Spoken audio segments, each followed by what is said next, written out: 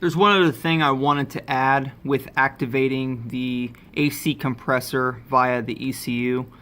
I mentioned before that the AC compressor is wired to a relay, which ultimately is waiting for the ECU to give that side of the relay a ground whenever this turn on AC compressor output is satisfied.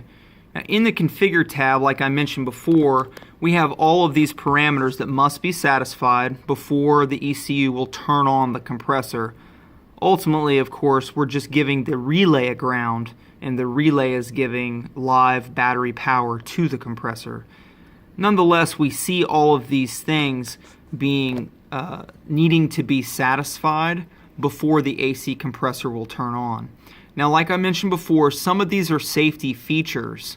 Okay, some of these also can be used as tests. For example, I could literally go in and remove the safety feature of RPM and pressure sensor pressures being needed for the AC compressor to be turned on by just zeroing this out.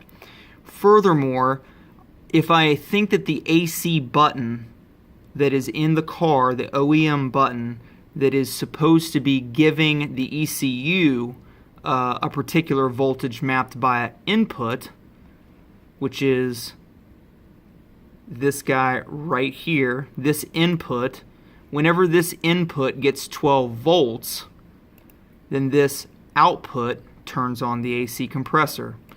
Now, if I think that the button is going bad, I can literally go down through here and modify exactly how I want to make this output turn on. For example,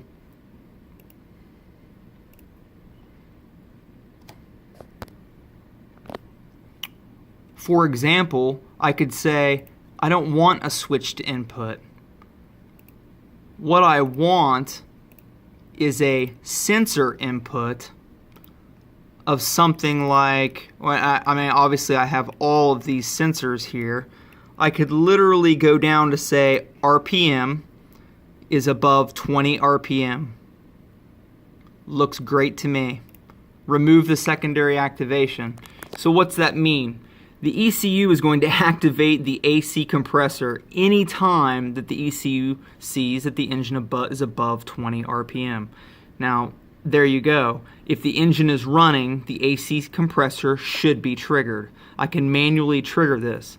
Now, of course, once if I'm offline, then obviously this changes the global file. But if you're not going to be able to change these inputs and outputs whenever you're live online. You have to change this, ultimately upload the new global file whenever you connect via USB. You link back up when you change this global file, and then it'll ask if you want to upload your changes to the new global file in the ECU, just with the switch on, not with the engine running. And of course you upload this new modification, and then you can test the system in that manner.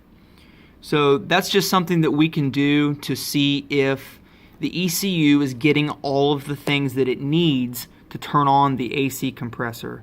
If I think that the pressure sensor is going bad, or if I think that the OEM sensor inside the car is going bad, I can essentially remove the ECU's need to see those inputs to turn on the compressor. I can choose to turn on the compressor with pretty much any input that I want, as mentioned before. I can use, RPM's probably one of the easiest ones. Just set it at, something that RPM that the engine would definitely idle above, and bada bing, the AC compressor should be on. Now, of course, if the AC compressor is not turning on with these new parameters set, then we know that there's likely a problem with the wiring between the AC compressor's relay and the ECU's auxiliary harness, or somewhere along that chain.